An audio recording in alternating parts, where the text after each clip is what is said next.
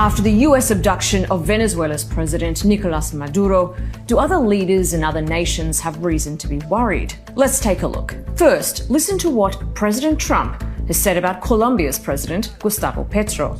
Colombia is very sick too, run by a sick man who likes making cocaine and selling it to the United States. He's not going to be doing it very So there will be an operation by the U.S. It sounds good to me. Yeah.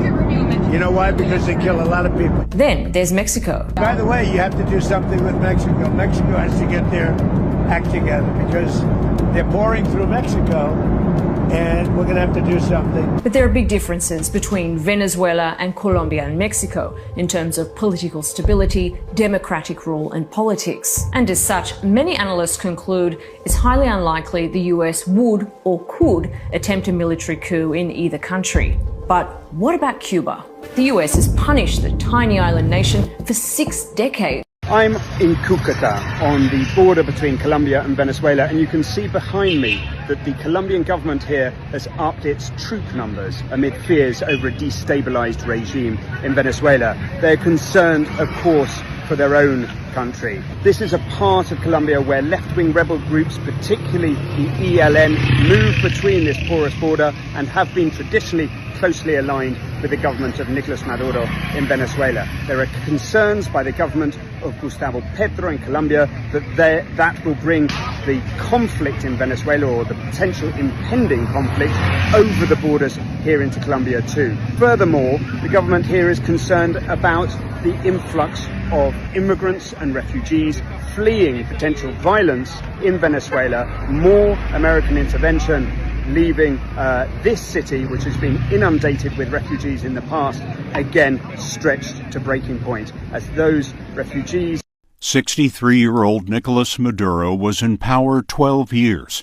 In 2024, he lost his re-election bid, but remained in power and forced the winner into exile. Maduro ruled Venezuela's 28 million people as an autocrat, imprisoning his opposition and leaving the economy of an oil-rich nation in shambles. Yesterday, the U.S. Department of Justice revealed an indictment of Maduro, accusing him in a so-called narco-terrorism conspiracy. These investigations aren't easy. They can be stressful, and they can take up a lot of time. This one, 10-plus years. And you have one of the investigators at the center of the case was Sandy Gonzalez. He served 25 years in the Drug Enforcement Administration, part of that in Venezuela and investigating Maduro. Close to 20 years ago, DEA at the Special Operations Division. Ahora quedaron damnificados. Todos los días, desde ese día lloran que llora. Mi suegra llora que llora. Mis hijos. Papá, me quedé sin casa. Eso es mi vida, ¿sabes? ¿Por qué? Porque son unos niños. ¿Sí me entiendes? Que están empezando la vida. Está bien uno. Que ya uno ha vivido la vida, ya uno sabe qué es lo que es. ¿Sí me entiendes? Pero ellos, ¿qué culpa tienen ellos de eso? ¿Qué culpa tiene la gente, las señoras que fallecieron aquí de eso? Nada. No tenemos la culpa de los problemas de los demás, ¿sabes? Aunque haya pasado un accidente, está bien, pero pagaron uno que no tenían que pagar. Russia just got embarrassed on the world stage. What took the U.S. military 1 hour, Russia couldn't do in 4 years. Delta Force flew into Caracas, grabbed Maduro and his wife, and left without a scratch. Meanwhile, Russia's grand plan to capture Zelensky, total disaster. Here's the funny part. Venezuela was armed to the teeth with Russian weapons. S-300 air defense systems, Pantsir missiles, Su-30 fighter jets, the whole package. Russia's best export arsenal, sitting right there in Caracas. And guess what? None of it fired a single shot. American helicopters just waltzed in, took the president, and waltzed out. So much for Russian military technology. Now let's talk about Russia's own attempt. February 2022, Russian helicopters stormed toward Kyiv to capture Zelensky. It was supposed to be a quick decapitation strike, just like the US just did, except Russia's helicopters got shot down. Their intelligence was garbage. Their jamming systems didn't work. And Zelensky? He's still giving speeches in Kyiv. The contrast is brutal. US forces penetrated a country defended by Russian weapons and made it look easy. Russia attacked a country with far less firepower and failed spectacularly. The last time the US captured a foreign leader and dragged them to When U.S. Special Forces grabbed Venezuelan strongman Nicolas Maduro, they also took his wife Celia Flores as well. But why?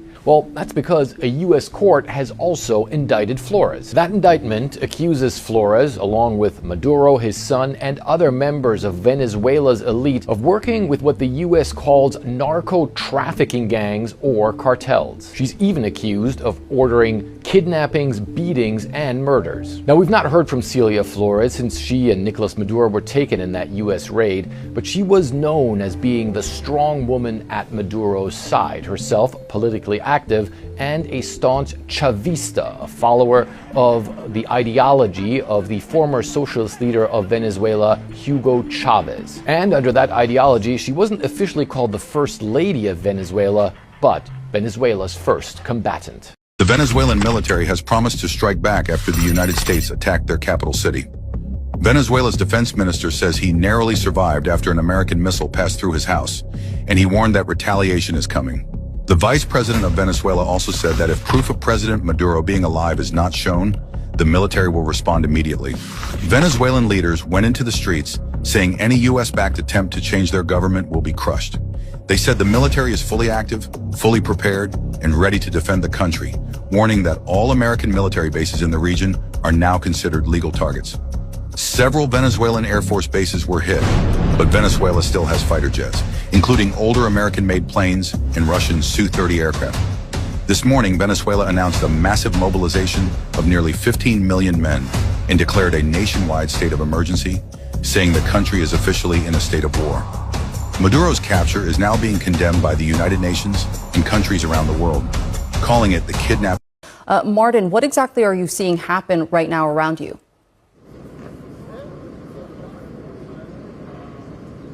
Yeah, well, right now we're in front of the federal courthouse where the former president Nicolas Maduro is expected to be arraigned along with his wife Celia Flores. As you can see behind me is the building where they will be here in a few hours. Already the media has congregated here. There has not been any protest activity, but the New York Police Department expects several hundred people, pro-Maduro people, anti-Maduro people, to be here in the next few hours to demonstrate right now. As we're hearing from sources around here, what the main issue right now is that the president is going to be, the former president is going to be charged for drug trafficking and also